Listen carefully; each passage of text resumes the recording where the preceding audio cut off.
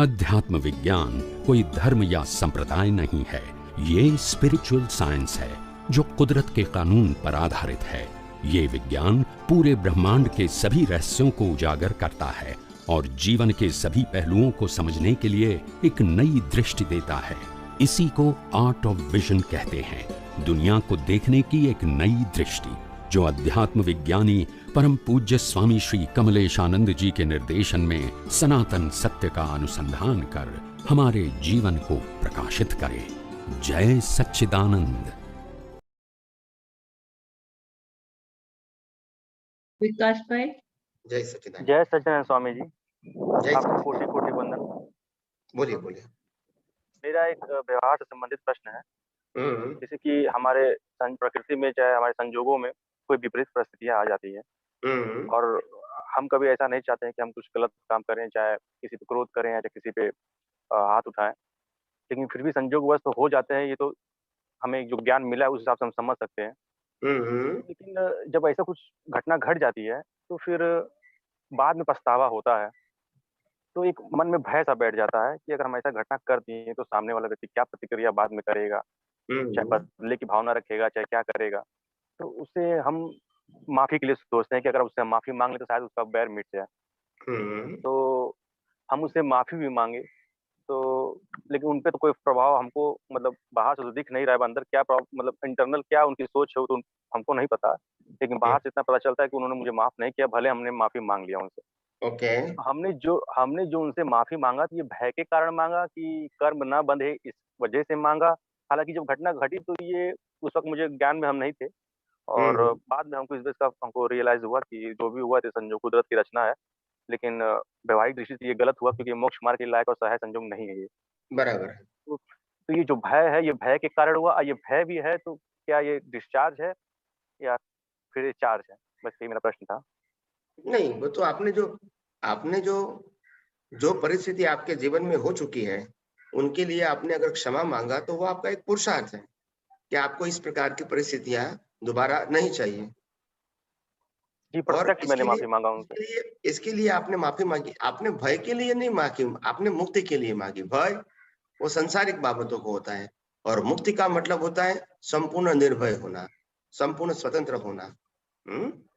तो कहने का मतलब यह है कि ये जो हमने माफी मांगी वो भय के लिए नहीं मांगी, जन्म मरण के बंधनों से मुक्त होने के लिए मांगी है। तो ये प्रकार से आपने जो क्षमा मांगी वो भय के लिए नहीं मांगी, मुक्ति के लिए मांगी।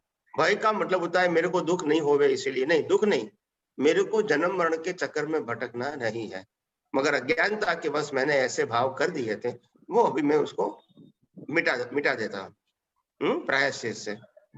मगर आपने कहा कि सामने वाला व्यक्ति वो मेरे को माफ करेगा या नहीं करेगा वो समझ में नहीं आता है, वो हमको देखने की जरूरत नहीं है। सामने वाला व्यक्ति क्या करेगा वो हमारा सब्जेक्ट है ही नहीं जी, कभी भी नहीं है। ये मैंने इसलिए तो कहा, बार बार हमारी सोच जब हमारे मन वचन काया से बाहर चली जाती है तो फिर संसार खड़ा हो जाता है। हमको इतना ज्यादा सोचने की जरूरत नहीं है, हमको इतना ही सोचने की जरूरत है हम अपने मन वचन काया से कैसे मुक्त रहें और हम अपनी गलत भावनाओं से कैसे इसको मिटा दें, यही हमारी सोच होनी चाहिए। इसके अलावा हमारे जीवन में सामने वाले व्यक्ति ने हमारे लिए क्या सोचा है या क्या भाव किया है वो हमारा विषय नहीं है। हो सकता है कि हम अपने आप कर्मों से मुक्त हो जाए तो उनको भुगतान होगी, वन वे हो जाएगी, मगर हमारी दोनों की भावना होगी तो वो भुगतान आमने सामने होगी। समझ में आया? जी, लेकिन मेरी भावना नहीं है उनसे कोई बैर या चाहे सब बदले की भावना, तो हमें सिर्फ आपको मुक्ति तकलीफ चाहिए। नहीं है, उनको तकलीफ है तो वो उनको देखना है। जी, जी। जी, स्वामी जी।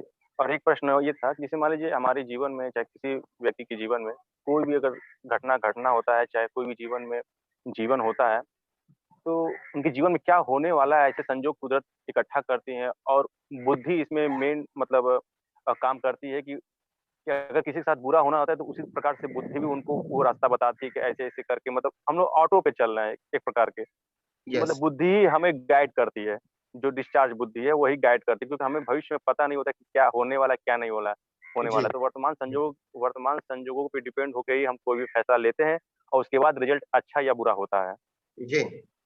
तो इस घटना से हमें इतना तो पता चला कि हम लोग ऑटो पे चले, क्योंकि हमारे पास ज्ञान और जागृति सब कुछ होते हुए भी हम जो ना चाहते हैं वो भी हो जाता है। तो इसका मतलब कि हम कुदरती रचना के अधीन हैं और हम ऑटो पे चल रहे हैं। हाँ, तो जो कुदरती रचना के अधीन जो हो रहा है मन वचन काया के माध्यम से, उसमें हमको डरने की जरूरत नहीं है, मगर अटैच होने की जरूरत नहीं है। डिटैच हो जाओ, अलग रहने की कोशिश करो, क्योंकि मन वचन काया वैसे भी कुदरत ने बनाई है, कुदरत चलाते हैं और कुदरत इसका अंत लाते हैं। हमको तो सिर्फ इससे मुक्त रहना है। बार बार हम प्रकृति से जुड़ जाते हैं, प्रकृति को सुधारने में पड़ जाते हैं, प्रकृति को अच्छी बनाने में पड़ जाते हैं, और इसीलिए फिर हमारी विचारधारा प्रकृतिमय हो जाती है। हमको शुद्धात्मा में रहना है और प्रकृति से मुक्त रहना है, यही हमारा सब्जेक्ट है। प्रकृति कैसी है और कैसी बनानी है वो हमारा सब्जेक्ट नहीं है। नहीं है। जी स्वामी जी, बस जैसी भी है वो निकल रही है, मगर जो निकल रही है उसमें हम क्या गलती से भी साइन नहीं करें राग या द्वेष में, बस वही हमारी जागृति होनी चाहिए। फिर उसके लिए सामने वाला क्या करता है वो हमको सोचने की बिल्कुल जरूरत नहीं है। जी स्वामी जी, बस ऐसा ही आशीर्वाद दीजिए ताकि हम हर संजोग हर अवस्था में हम जागृति में रहें और अपने आप को मतलब अलग देख सकें। जरूर जरूर जरूर, बस मेरा शुभ आशीष है। जय सच्चिदानंद। जय